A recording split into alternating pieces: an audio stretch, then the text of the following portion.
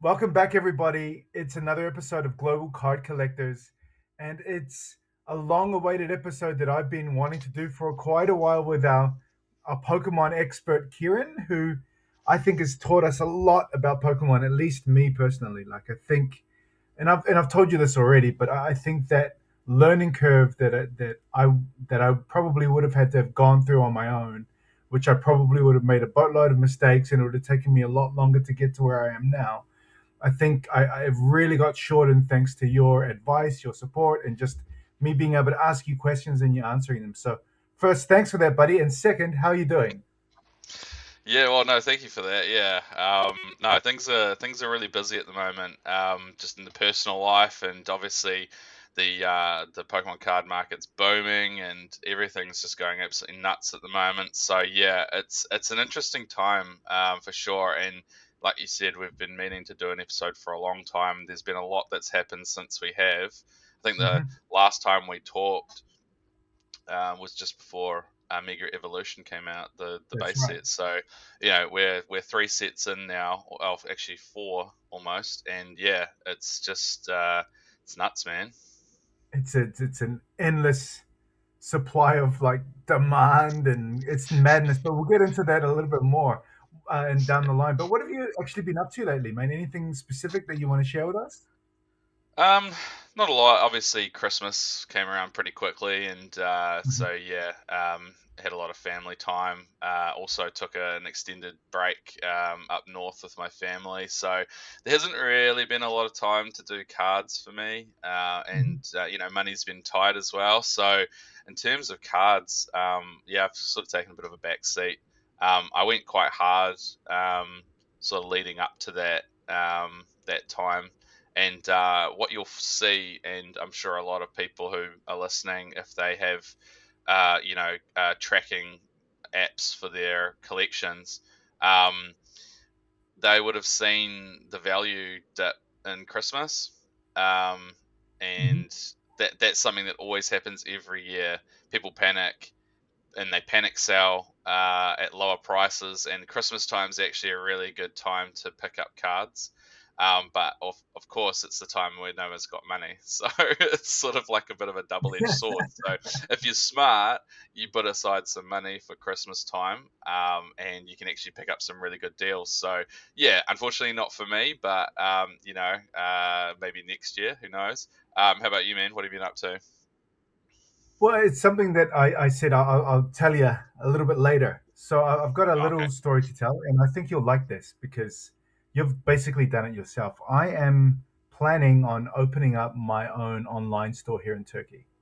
Hey, awesome. Nah, So good so news. there you go, man. I mean, Congrats. I've got really no idea what I'm doing, to be honest. Like, I'm doing a lot of chat GPTing and asking friends. So I'm going to be bending your ear a little bit more. And Yep. basically, I want it to be launched, at least the online website, up and functioning and ready to go by the 1st of May. So on the 2nd of May and the 3rd of May is the Istanbul Card Show. So when we go Oh, there, I want to have like t-shirts and advertise the website and be able to launch it that way.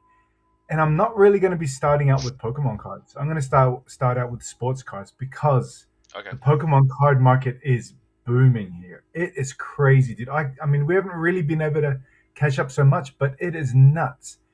It Mm, went from about two or three physical stores here in Istanbul to about maybe nine or 10 in the last year wow. and a half since I've been. That's physical stores, first of all. Nine or 10 in Istanbul. They have, Mm, I think, two physical stores in the capital. They've got other physical stores around the country now, so it's a thing.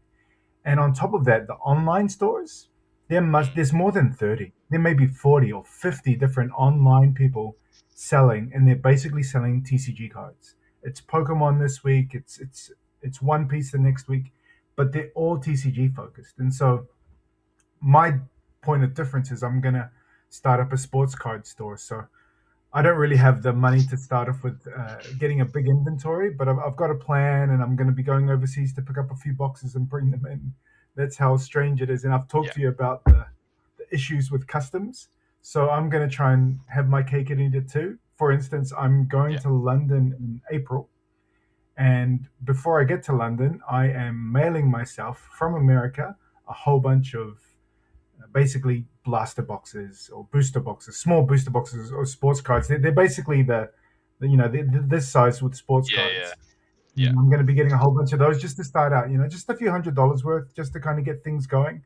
And then I'll start selling a lot of my excess from my personal collection of sports cards too, just to kind of get the business going, get a little bit of capital going, and then move along the next step. So we're going to give it a go.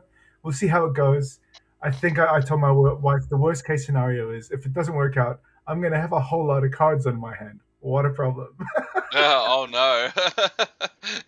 Yeah, honestly, starting small. Don't try and bite off too Yeah, much. Obviously, yeah. starting having a website myself. We started off very small. I remember quite fondly the very first time that we opened our website. I actually ended up. I had a case of Darkness Ablaze, which was a Sword and Shield set, and I was like, I wanted to hold on to that really long term because I mean back then that was the set. You look back at it now and it's the worst set of Sword and Shield, but Wow. at the time I was like, it's got Charizard in it, it's got that big VMAX card, it's a chase card. Cool, I'm gonna buy a case. I think I bought it from Australia actually because they were selling them cheap over there. Um, and I was like, I'm going to sit on this forever. But then when we started the website, it was like, man, we can't get any stock from the distributor because, of course, they look after the people that had been with them for a long time, and we were getting like really small amounts, and me and AJ sort of said, well, we're going to have to load up things in our personal collection. And I remember the very first thing that I put on the website was this case of Darkness Ablaze booster boxes, and honestly from there it just ramps. You start small, you just put a few things on there. Like you said, you go to card shows, you make like a card or like a T-shirt or whatever it is that you've got some merch, and you just hand it out and you say, "Hey, check us out." And building reputation is really important, especially with that kind of thing, like websites. Is Mhm. obviously being ethical. There's a lot of websites out there that aren't necessarily ethical. Good communication is also a really really key factor to that, and being honest with people. But also talking to people if they know you and they trust you.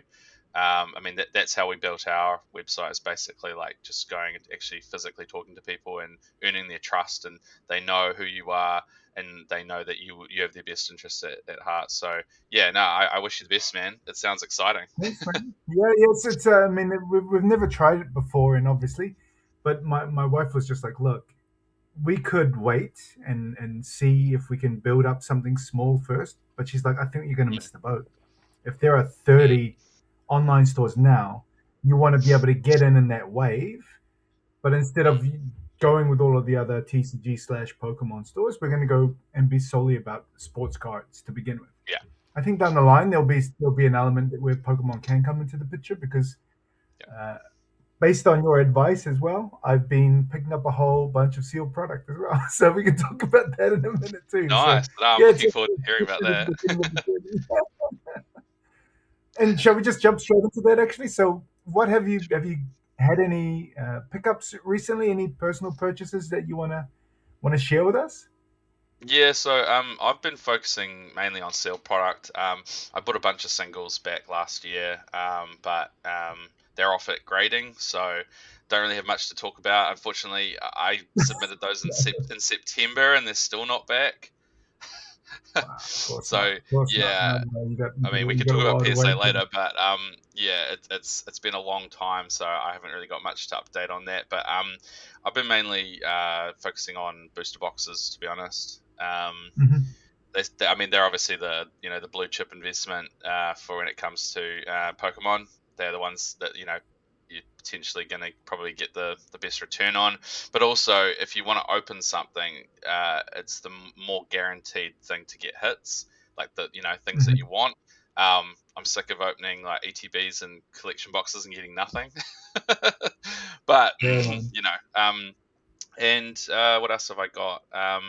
Yeah, just booster boxes basically, and a couple of ancillary products, but that's mainly stuff to open, to be honest, on my channel.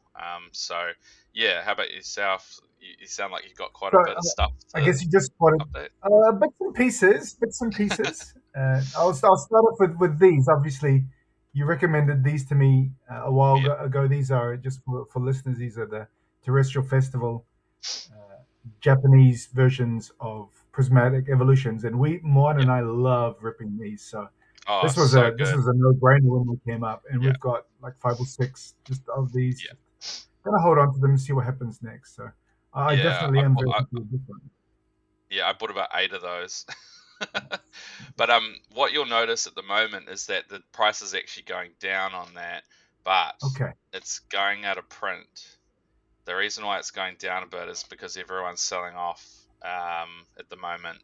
I'm actually probably potentially going to buy some more, to be honest, because it's down at a price point that I think is really good. But they're about to take off. Mark my words. All right. Well, I'm not going to be letting these go anytime soon. I think they're a fantastic set. I really love the Yeah, chases in those. So that one is probably the set we've had the most fun with. So I'm a massive believer in it. I think it's awesome. for Eevee lovers, it's awesome. And speaking of that, we have a whole bunch of the Chinese Ah, Eevee yeah, boxes as well. So we were able to get these to come here because one of my brother's friends was traveling, and so I'm like, do you mind just bringing over a few of our boxes? I just want to have them. So I've got a yeah. couple of these. I think I've got a Have you nice little opened any of 151. those yet? Just one terrestrial festival. Just one. We haven't done the Chinese Right, EV ones yet, but just one terrestrial festival is what we've done.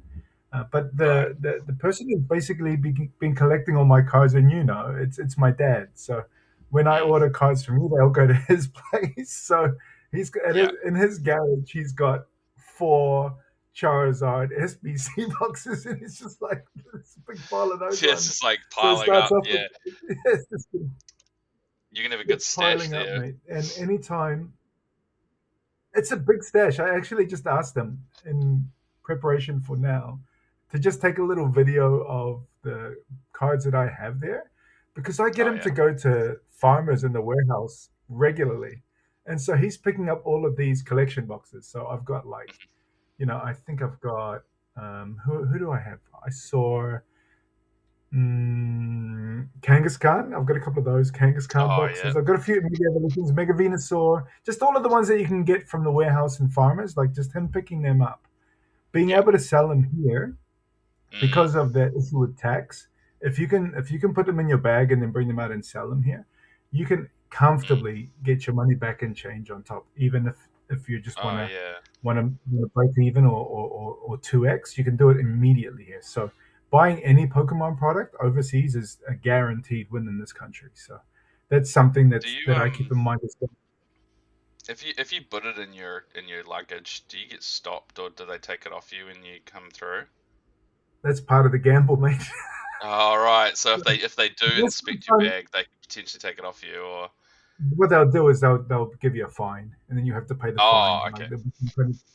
so, I mean, I haven't come across anybody who's been stopped yet, but because the government is desperate for money, they're finding Yeah. any way they can to get it, and basically, one of their ways is to tax people, and so that's Yeah. why in the last, I think, at the beginning of the year, they changed one of their laws. You were able to order stuff from Temu, so we'd be able to order stuff from Temu up to the value of $50, and there'll be no tax on it. Gotcha. Now, Oh, any import, anything from oh, overseas, it's 120% tax.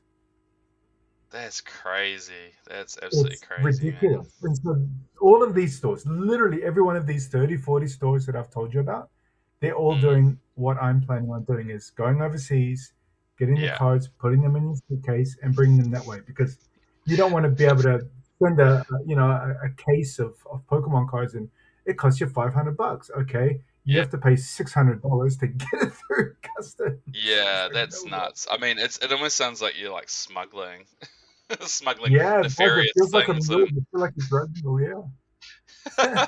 exactly. You'd be the Pablo Escobar of Pokemon Yeah, cards. it's, it's nuts. So yeah, I've got a whole bunch of Pokemon cards just waiting for me back in New Zealand. Like a few, my dad kind of got lucky sometimes too. I've got like some Mm. 151 poster Oh, collections, some awesome, prismatics. I'm man. like, how did he get that? He's doing really well. So I definitely have to give a shout out to my dad for just being patient. And I've basically used all of my savings from New Zealand so far to be able to get that. But I'm supposed to be coming into a little bit more money that will come into my New Zealand account soon. And when that does, I'll Nice. probably be asking you what's available at Booster Games to see if I can order some more stuff online. Well, It'll be yeah, fun. Ascended Heroes ETBs at the moment, which it's really funny. The market rate for them is over $200, but you can go down to Kmart at the moment and get them for 120. So they're just Wow. getting snatched up, and just in the last couple of days. I mean, it only released on Friday. Just over the Mhm. weekend, everyone's saying that most of the stores, even the big box stores, are all sold out. And so it's creating like a really skewed demand supply situation, and the likelihood of us getting restocks, it's not going to happen.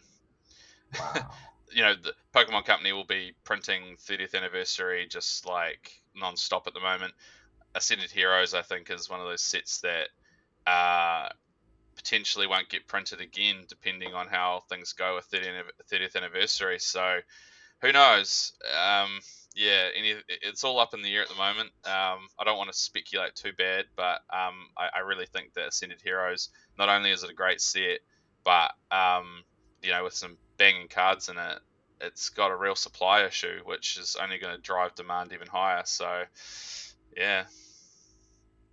Maybe that's one of the ones that is that one of the ones that you are going to be looking at buying, like just holding a few Oh ETBs yeah, for yourself and that kind of thing. I've got a bunch of ETBs just behind me here.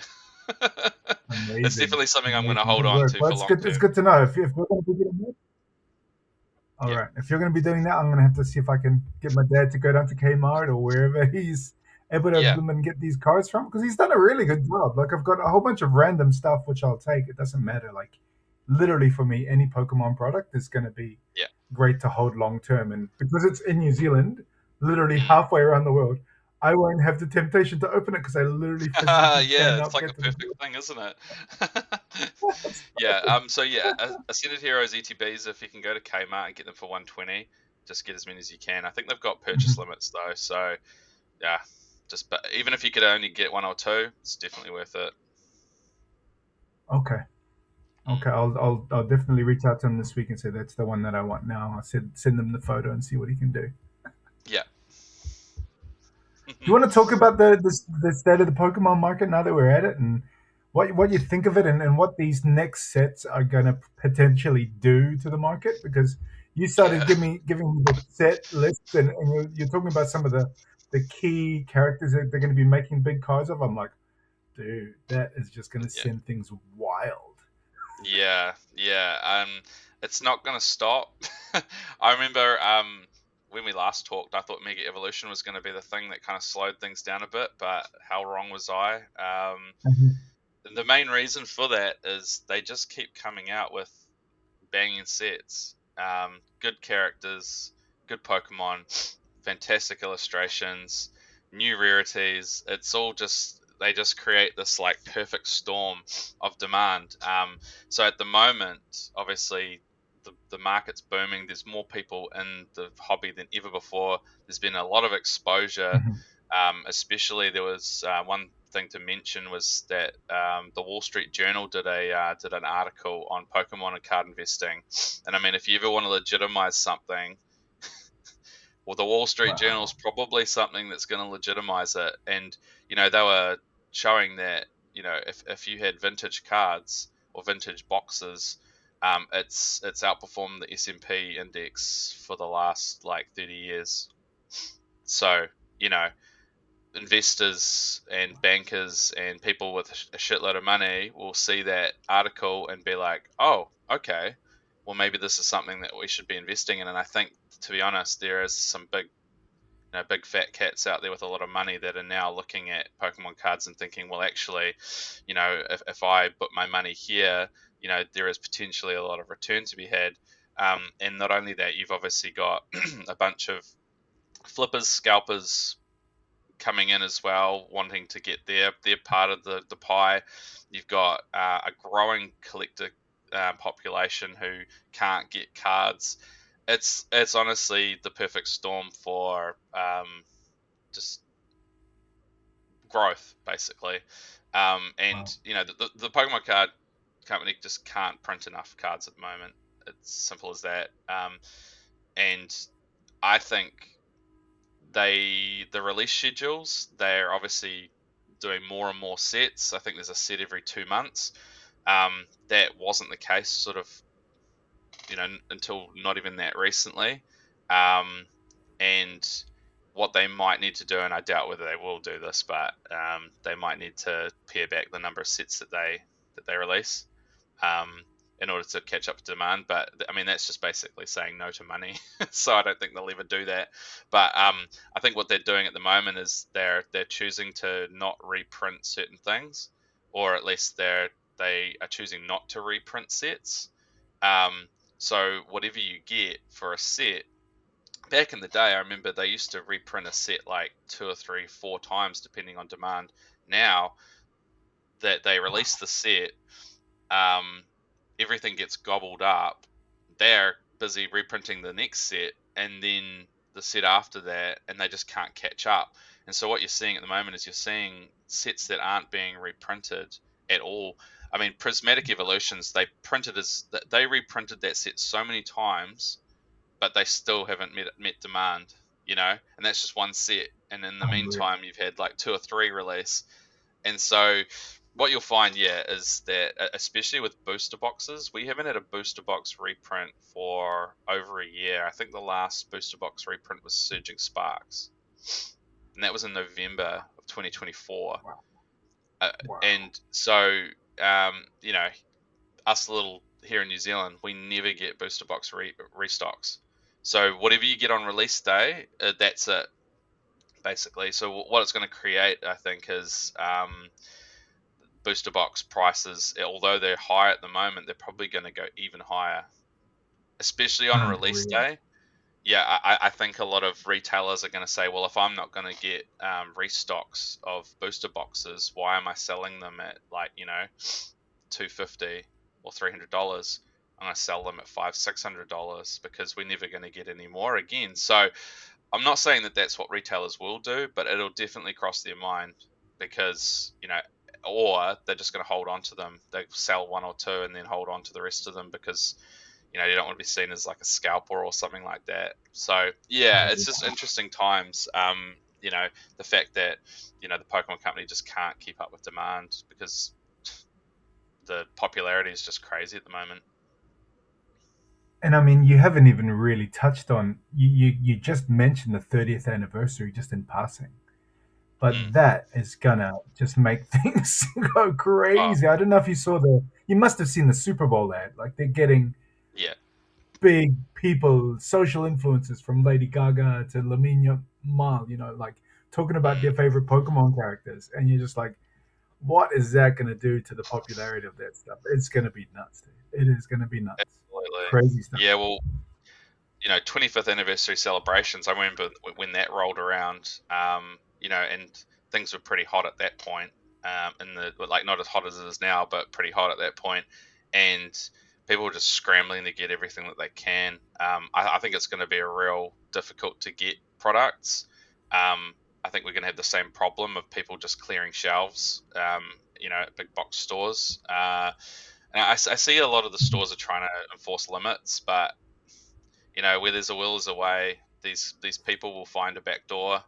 It's always happened. A lot of Mhm. backdooring of product is happening, especially to like breakers. People that do you know break Yeah. streams. How they get the amount of products that they get, I have no idea. They've obviously got friends in distribution or something, because a lot of product that should be going on shelves is getting funneled into online stores or breakers. So yeah, I'd like to be optimistic and say that we'll get a decent amount, because the Pokemon company should know that 30th anniversary is going to pop off really hard. Um, I'm hoping that their printing is like triple what they think they need. But there's only so much you can do, right? So it'll be really interesting to see what happens. Mhm. But I expect that product will be hard to get. I want to ask you something a little bit related to it. I think you shared with me that screenshot of the, was it the full arts, and they're all kind of somehow interconnected. Was that from the Mm. Chinese set of the 30th anniversary, and was that a preview from the Chinese release? So that yes, so that is a Chinese release, but we're getting those cards in. There's a special product called the First Partner Collection, Okay. and basically you get a little booster pack in the box, and that booster pack will contain three cards, and it'll be three starters, three illustration rares of starters from one of three generations, and of course one of them is Kanto, which is the original. So Charmander, Squirtle, Bulbasaur, and those cards are going to be expensive. Mhm. So I Mhm. think in the first wave you can get that generation. I think it might be Johto as well, which is like obviously the next generation, second generation, and then there was another one there, a random one, which might have been like fourth or fifth generation.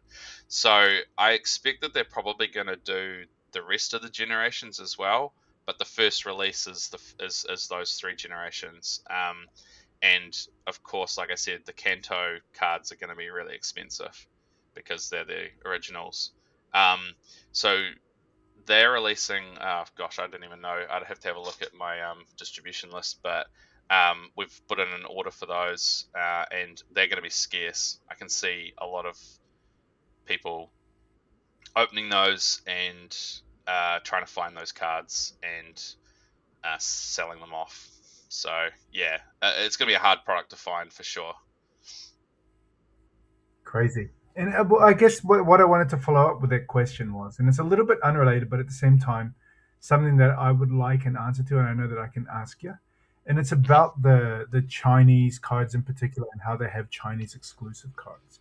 Yeah, Is that a good route to go sometimes as well? Like, for example, some people have been saying that maybe those cards won't be so exclusive to the Chinese printing, and that, but maybe they'll come out in different releases as well. So for example, this Eevee set, really great. I really think that this was a really smart move from them to come up with a Pokemon that everyone loves, everybody's chasing after, and you're having your own exclusive set of cards like that. Anything about those Chinese, I guess, special releases that we should be thinking about as investors? yeah. So it's interesting that you said that some like there was something that said that those cards wouldn't be exclusive. Am of the mind that they will be. I don't think that we'll see those particular cards in English. M- Maybe Japanese, but I doubt it. I think part of the reason why they've launched Chinese exclusive cards is because they really want to penetrate that Chinese market. And if you take that away, Yeah, then it diminishes that market. And so yeah, my expectation is that those special cards will remain exclusive to China. Um, the one thing though that we don't really know, Japan controls its supply and demand very, very tightly. So in terms of you know retaining value of cards and products, the Chinese Pokemon cards, there's a potential that they could be overprinted. So we could potentially see diminishing value of the cards in the sealed products just simply because they might not control the supply as good as they can. I mean, to be honest, there's a lot of demand in China for Pokemon cards. Um, and I have seen pictures of shelves full of boxes not selling. But that being said, they're only just beginning.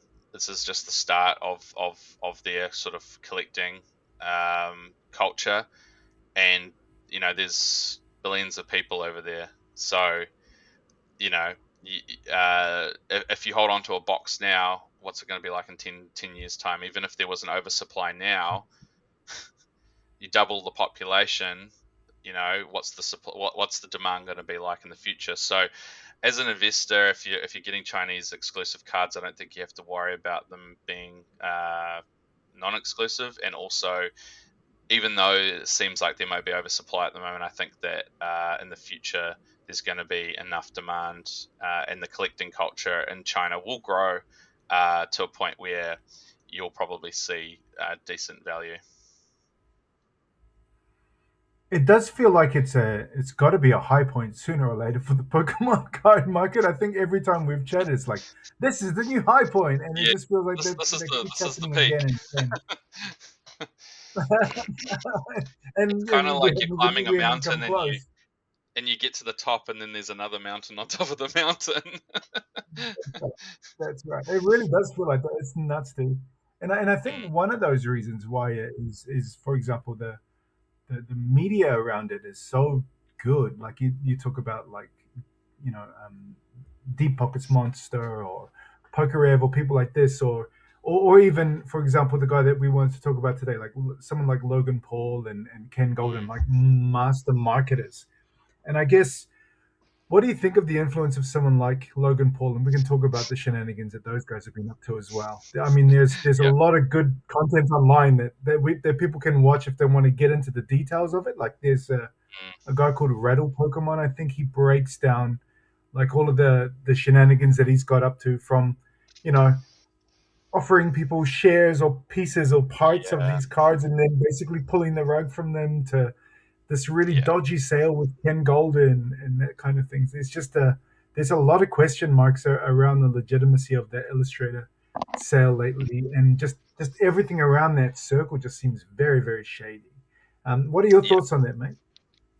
Yeah, well, it's a double-edged sword with that. I mean, Logan Paul's obviously a very popular influencer online, and his his exposure to the Pokemon market has been very positive in terms of driving interest, getting people who wouldn't normally have thought of doing buying cards to get into it. And so yeah, he definitely has had an effect for sure of um, driving up demand and bringing new people in. But obviously, you mentioned it's sort of it's a bit tarnished, I think, um, in the way that he has done shenanigans, or at least allegedly done shenanigans. I mean, like you said, I've watched all those videos with Rattle Pokemon. I think what he potentially did, or what he's alleged to have done, was disgusting, which is basically selling fractional shares of his Pikachu Illustrator, basically rug pulling, and then selling it for however much it was. What was it, 20 million or something dollars? 16, I mean, 16.7, yeah. yeah.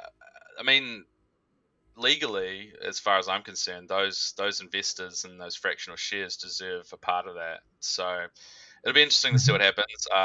From what I hear, there is a potential lawsuit to recover that money, but I don't know. There's a lot of misinformation on the internet, but like I said, the kind of guy that he is. I mean, it's not the first. Okay, I'm going to say allegedly because I don't want to get sued, but like the first alleged scam that he's done. Because there's the crypto zoo thing, which was pretty dodgy as well. So it's a shame because Or even if the Illustrator rare is even a PSA 10, like there's yeah, all of I the mean, videos on that, and and the it fact got that rehosted, and they got reslabbed yeah. during the auction, which honestly I can't see how that hit isn't like something that needs to be really like looked into, because I'm not gonna lie, I saw pictures of the back of that card. Whether the scratches or the dents were on the card or on the case, maybe that's why they reslabbed it. But they didn't tell any of the bidders. It wasn't basically announced until they had reslabbed it. If you were bidding on that card and you had the top bid and you found out that someone had reslabbed the card and all of a sudden the back of the card looks better, I mean, I'd be fuming. Yeah, And it I just don't feels know like what even happened that reslabbing. So yeah, so with apparently with PSA now, if you want to reslab with them, they will literally regrade your card. So if they had graded it there. a 9 or a 10 in the past, and you just want a new slab, they'll look at your card, and if they feel like it's an 8, they can grade you down. But this Yes. card, with all of those imperfections, like you said, was still able to get a PSA 10 is mind-boggling, and it's the fact Yeah. that you have these people, these Logan Pauls, these Ken Yeah. Goldens, who seem to have a different set of rules to the rest of us. Yeah. It seems like this 100%. insiders club where they can get a PSA 10 no problem, and yet when we Mhm. send our cards in after examining them closely, looking at them and looking at other samples of cards of ours that have got 10. So, for example, my Jonah Lomu cards, and I sent a whole Mm. bunch of them in. Looked at them through a loop light, looked at, and one thing that all of these cards have, for example, because of the way that when they were made, the guillotine that they must have used to cut these cards means that literally every single one of them has these kind of frayed Mm. edges on all of the Mm. cards. There's 110, and I looked at it, and it's in worse shape than all of the nines that they gave me. And it's Oh just like, no. And what do that's I what have to happens with do to get older a 10? cards. Yeah, because back in the day, I feel like the scrutiny wasn't as tight. So Mhm, if you're trying to grade cards now, this is the hardest time to get tens that there ever was mhm. because they're way more scrutinized than they were before. So that 10 was just because, I don't know, back in the day they probably didn't. It's not they didn't care, but um, they just were grading on a different scale, basically. Mm. Agreed. And that's what's frustrating because it's like that's thousands of dollars difference for me. Oh, Like it's like, oh, that one it's hurt. wild to me that two cards that to the eye look exactly the same, a 9 and a 10. If you looked at a 9 and a 10 and you couldn't see the grade and you had the two in front of you, you wouldn't be able to tell the difference. And yet you like you said, That's right. thousands of dollars difference. Like a PSA 9 of a certain Pokemon card would be say $1,000, a PSA 10's like 12 grand. And it just depends on how And the grader was feeling on the day. that's what it feels like, and everyone's going, well, no, you gotta look at it under lights and under magnification. I've got a loop light. Like it's not as if Yeah, I'm not looking at it closely, looking at the surface and that kind of thing. I can't really tell the exactly. difference unless I had one of those professional ones that these other guys do have. But it Yeah. just feels like the difference between a 9 and a 10 is, like you said, impossible to detect. And even thinking about PSA and talking about people who have kind of come up with a few shenanigans lately, like PSA just seems somehow Mm. bulletproof to all of the dodgy stuff that they've been doing lately, from the from price increases lately that nobody can Yeah. argue with anymore, to like buying BGS when you're just like, oh really, just going to take out the competition that way. There's a lot to talk about with them too. Yeah, any thoughts about PSA as well, Yeah. since they're That working on people? yeah, that price increase that sucked because obviously I've just started getting into properly grading a lot of my cards. And all of a sudden, $35 a card is now $50 a card for a middleman here in New Zealand. And Wow. at that price point, you have to be very, very selective on what you send. Before I was sort of like, oh yeah, $30.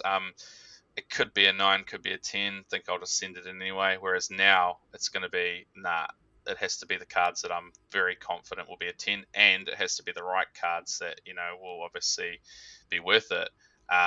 So yeah, it's a shame. I probably won't be grading as many cards because of the price increases.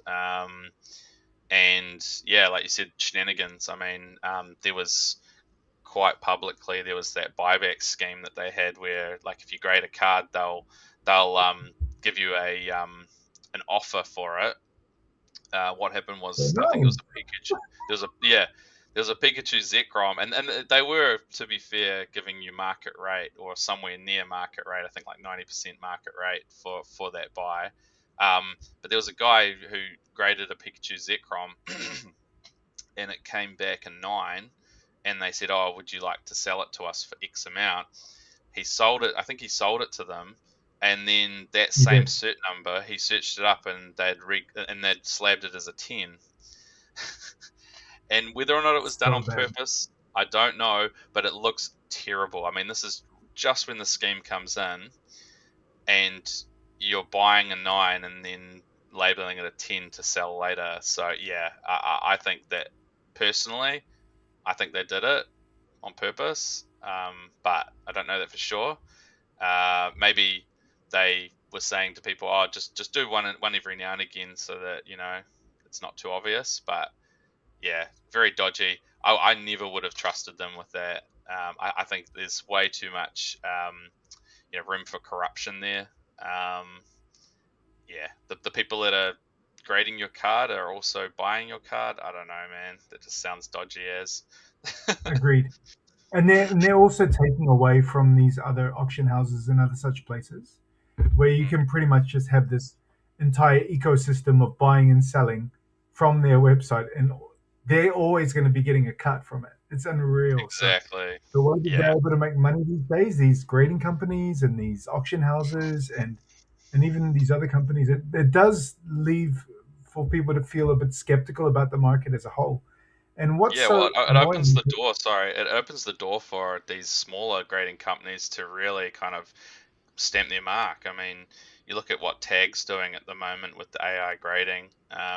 People kind of feel quite positive about that. Also, PCG here in New Zealand, they as soon as that price increase notification went out, they did quite a lot of marketing around, hey, you know, wait times are massive. You're paying more. Why don't you grade with us? And I was like, yeah, no, fair. That's pretty smart.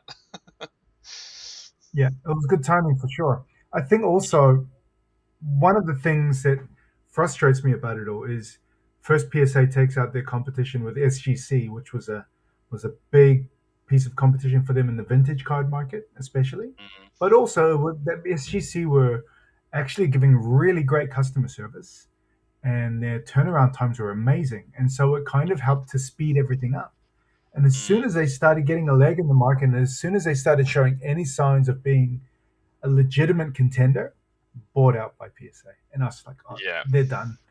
I remember talking to my buddy as soon as the announcement came, and the guy from SGC came on, and he had this video, and he's like, "Wow, I guess everyone's heard the news. We've sold, and we're still going to stay committed to being a great yeah, grading company, and this and that and the other thing." And I'm watching it, just going, "This looks like a hostage video. It really does." The guy does not look comfortable. Like he's like, "How can I say this when I'm not really going to be involved in the company anymore?" And pretty yeah, much all PSA did was reroute a whole bunch of the tools and things that they had set up at SGC, and they started using it for themselves. And they still obviously keep the brand open because they want to mm, look like they've got competition.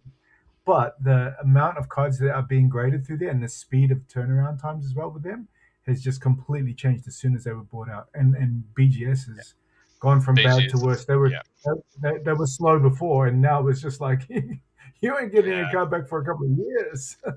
Yeah, what'll be interesting is that the pinnacle of grading is at the moment is the BGS Black Label, right? So that's Hmm. like the perfect card. That's right. The values, or at least the prestige of that's going to be diminished.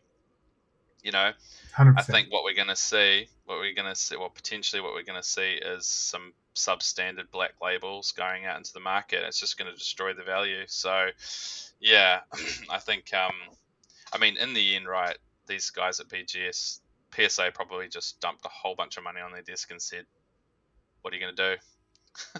I mean, Hmm. as a business owner, you've always got a price in mind, right? And they probably met that price, and so fair game. But I think what we're going to see is the monopolization of creating grading services, right? Um, And that's why and that's why PSA is literally sorry, mate. That's why PSA is literally just it feels like they're bulletproof at the moment, and mm, why it's an opportunity for these smaller companies to be able to do something. But one of the mm, things that I've noticed is you talked about tag, and mm, pretty much whenever anybody starts raving about tag online, there are 20, 30, 40 people who love to rag on it. They're just like, no, yeah, tag is absolute crap. Don't do it. The slabs are mm, really flimsy. They're pulling out. So it's going to be hard for tag to get a foothold in the market. And for me, the only one that seems like a viable contender right now, because their mm, numbers are pretty good and because it looks like they've put money into it, is CGC. I mhm, mean, they've got their partnership with JSA, which is great for sports cards. So if you want an autograph to be authenticated, JSA is like as good as you can find for mhm, authenticating autographs, and for them to be work partnering with CGC is a big thing.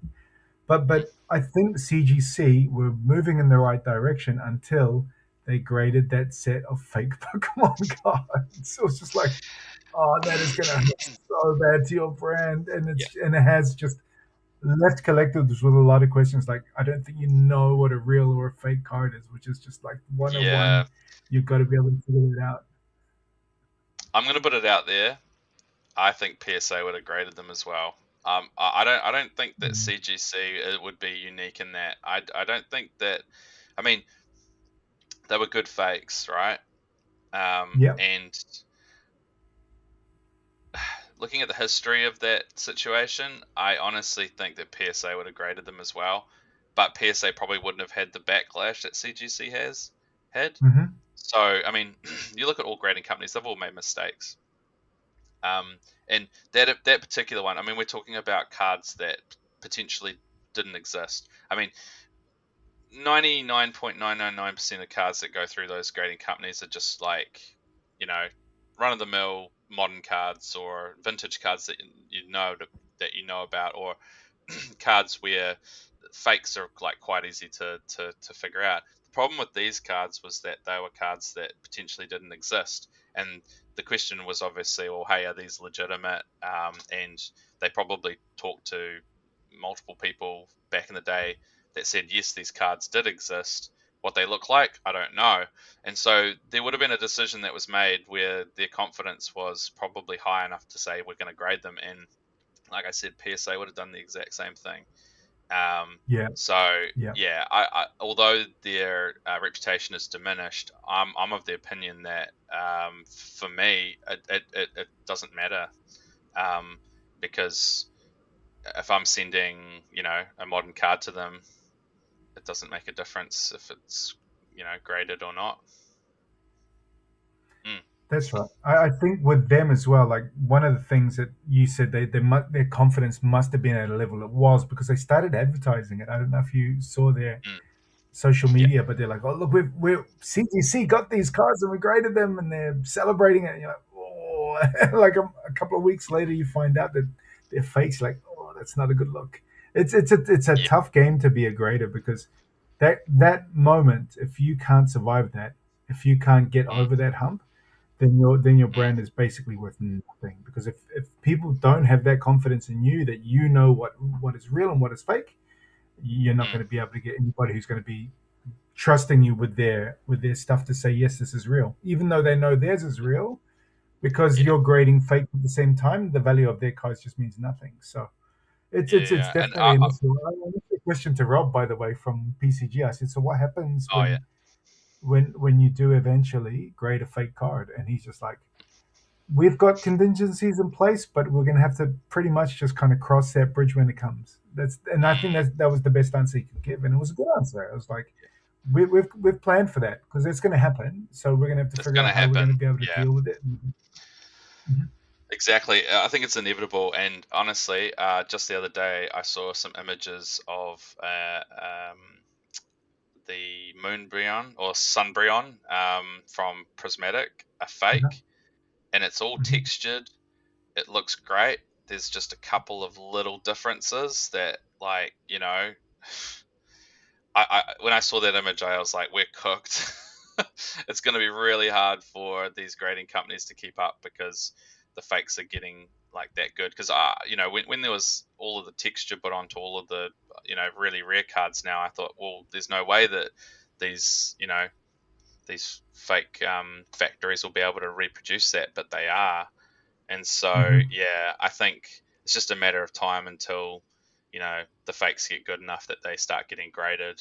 Um, and whether, the Pokemon company comes in with extra level of security or something. I mean, I remember when, not even that long ago last year when the X-ray thing came in and everyone panicked and Mhm. were like, oh gosh, now how are we going to, be able to deal with people X-raying packs and boxes and all that. And I mean, where's that Mhm. gone? Nobody cares anymore, right? Yeah. Yeah. Yeah. It's very interesting with these companies getting better and better and better fakes. Like, it's going to be really tough to be able to, when you are buying cards online, like many of us do. I'm Mm, sure you buy yeah. cards online. I buy cards online, and you've got these fake cards online, and they take the photos and they look perfect. This is how PSA basically started. Was there were Mm, fake sports cards out there, and so what ended up happening was there were fake Michael Jordan cards, and so mm, that was the basis of how PSA began. They were sending in cards that were Jordans, and people would say, and they would be able to tell them. And then with the Jordan cards, like there are with a lot of the Pokemons that you have, there are certain telltale signs that now is common space that everybody knows the difference between a real and a fake one. Like they're missing pixels and other such things in the old versions, and other bits and pieces that you know that will make the real card. So I think that kind of problem is definitely going to be happening with us down the line. If these fake cards have almost perfect equal looks, like you're saying, and online, we are cooked. How are you going to be able to? yeah. And even if you're at a show and you're looking at it, you'll be like, unless you have the real one there and you're able to spend time scrutinizing, going, this is fake and this is real, then you're going to Mhm. be stuck. Yeah, well, something that I'd been thinking about for a while was somehow they'd put something like an identifier inside the card, like in the ink inside the card. You know how there's like that black layer of ink in the middle of the card? I mean, you could put something in there that Uh-huh. could be detected by the grading companies, and if you kept that secret, right, and you let PSA and the other grading companies know, hey, here's a detector that'll detect the certain whatever we've put in the middle of that card. If you put it on it, you know, that to me would be the way to go, I think. Because Hmm. yeah, I mean, eventually the leak would get out, right? But then you just change what's in the middle of the card, like some kind of Hmm. chemical trace or something that you could detect with like really quickly with like a little handheld. I mean, that to me would be the best way to go about it, to be honest. Rather than relying on the surface look of a card or whatever. I mean, it's too ambiguous. I think it's too hard for these graders. You know, they're spending 30 seconds a card. It's too easy to make a mistake. They need a more Hmm. foolproof way of actually figuring out whether a card's legit or not. And Agree. to me, I think it's going to go down that road. There's definitely a lot of nuance in the market at the moment, mate. I just want to ask you, and we kind of said that we'd talk about it. So, what are your predictions about, like, or what? How do you think our predictions in the past have gone, and what do you think is going to happen next? It's such a tough question. Yeah, well, I'm going to eat some humble pie because yeah, I thought that Mega Evolution was going to be sort of a softening of the market, and it's been anything but. And there's a lot of reasons for that. It's funny because when we talked last time, Mega Evolution base set, I think we'd only seen a couple of cards. I think we'd seen, you know, the Lucario and the Gardevoir like special art rares, and I was like, oh, they're nice cards, but you know, they're not going to carry the set, and that's why I was sort of like, oh, Hmm. I don't think it's really going to take off. And then after we talked, a couple of weeks later, they released the full set list, and now you've got waifus, you've got really popular cards like illustration rares. And I remember sending you a message and being like, "Oh shit, I was so wrong. This isn't gonna be good. This is gonna be really like a really good base set." And sure enough, you know, flew off the shelves, sold like hotcakes. And of course, then you know, Phantasmal Flames came along with the Charizard, and it's just gone nuts.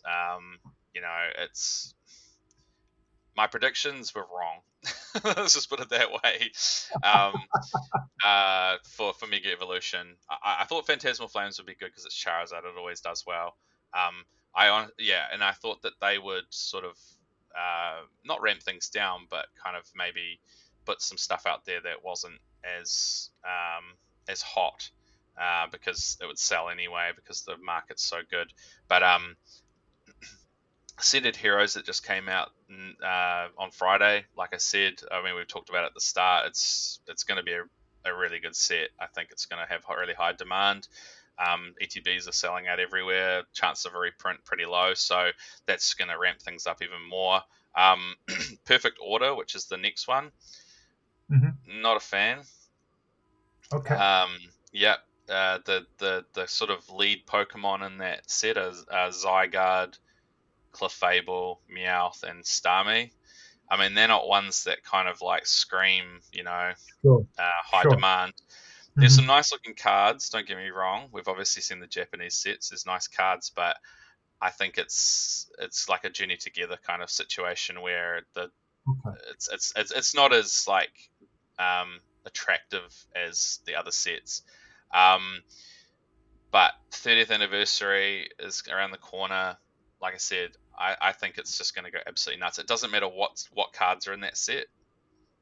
It's going to sell like hotcakes. People are going to see it as the next investment opportunity. So my expectation is that the Pokemon card market is just going to keep growing right through the year until 30th anniversary releases. What happens after that? I'm not sure. There's a potentially a Darkrai Rayquaza set coming out later in the year, which I mean that's two really popular Pokemon, Very and popular. yeah, and the art that they're doing at the moment for the SARs. I mean, oh sorry, SIRs. I mean, those if they do two really good cards for that, I think it's going to be absolutely crazy. So my prediction is that things are just going to keep growing and growing and growing for the rest of the year, and yeah, and then we'll start hearing about the next block. It's like it never stops. That's right. And the thing is, like, I kind of liked your theory when you mistakenly said like there's got to be cycles and twirls and low points. Mm, Surely after that 30th anniversary, it's going to slow down. But who knows, man? Like really, who knows? It just feels like it's on this trajectory to yeah, just to keep growing until it's just this massive explosive pop. But who knows, dude? I really don't know anymore with this Pokemon market. nah. Watching the fever here, I tell you, dude, these people are just they're ravenous for cards. They are. I'm Yeah, not. I don't think I'm underselling it when I'm saying they are ravenous for cards. yeah. On the first of this month, we had a card show that I was a vendor at, and it was supposed to be a smaller one. And the guy's like, in the morning, I'm like, oh, how many tickets did you sell? And he's like, well, I just sold 1,200 tickets to the event. I'm like, holy moly, that's Wow, great, great. that's And crazy. there were 1,200 people who were crazy for Pokemon product. They Wow. went nuts for it. I had people coming in from the other side of the country. One dude literally flew up from down the line to come and see me and my buddy for sports cards because he's just like, I'm into the card thing now. Like, and I think that's all kind of like follow on from maybe someone like Steve Aoki because he's also a DJ. This guy, Yeah, but I think that the whole idea of collectibles has become popularized with the Netflix show with Ken Golden, with yeah. everybody online, with Logan Paul, and now these Paul. sports stars are getting into the sports cards too. They're starting Yeah, to buy sports cards. All of these NBA guys are Pokemon fans. Like yeah, I've got about 5 or 6 NBA players. I could say, like they're going to card shows and looking for cards. Like the most yeah, popular NBA kid at the moment, like the new big thing is a 7'5" tall guy. He's at a card show just kind of looking down at people. It's the thing, man. So and the thing that is driving the entire market is Pokemon. So mm, here it's 95% TCG and basically Pokemon. Like wow, there's a little bit of a One Piece drive at the moment. So when mm, that latest One Piece set came out, these people are paying, as I told you before, like plus 120% minimum on an ETB. They're paying yeah, one on a booster box. They're paying 120% on top just to open it at the show, and they're going in there, and wow, there's just these big piles of just wrappers everywhere, and you're like, holy mac! And they're just like fishing around trying to get the big hit. It's like because they really can't do much gambling here in Turkey. This is a chance for yeah, them to gamble almost normally. It's really weird, man. But it's going yeah, nuts here. It's going crazy. yeah. Yeah, it's insane. I always think to myself, this is we're in a cost of living crisis. I mean, people are finding it hard to just afford food and to keep houses and everything. Yet people are spending thousands of dollars on shiny cardboard. To me, it's almost like a coping mechanism. I know that sounds a bit weird, but what we found was during like COVID, during like a time like hard times, like financially and people try and cope. Um, and what you find is that when people are in financial hardship, they actually kind of overcompensate and buy things they don't need, which is it's such a fascinating thing with the human psyche. And it's the same thing with collectibles. when when you're struggling financially, you look for an outlet or a coping mechanism, and a lot of people see that as, Pokemon cards or other collectibles, and you expect things to downturn, but they actually grow. So yeah, it's a really fascinating time in the market. I agree. Demand's never been higher. It's insane. I've given up trying to predict the market, to be honest. Yeah. I used to be really good at it, like being like, okay, this set's going to be bad, this set's going to be good. I'll invest till I invest there, and honestly, I can't do it anymore. I think the first one that I was like really surprised about was Twilight Masquerade last year. I looked at the set list and I was like, oh man, this just doesn't really float my boat. There's the one Greninja card, and that's kind of about it. And I was like, you know what? I'm not going to buy any of that. Let's not buy any of that for the website, because it's not going to be good. And then it sold like hotcakes, and now it's really expensive. And I look back and I'm like, I regret it, but like everything in my mind and everything that I knew said don't buy the set, And so but everybody all else of that bought it. learning is it's not almost out the window, but it's almost become redundant because it doesn't matter what they print now. I mean, Yeah, Journey Together aside, it feels like every set is a hit.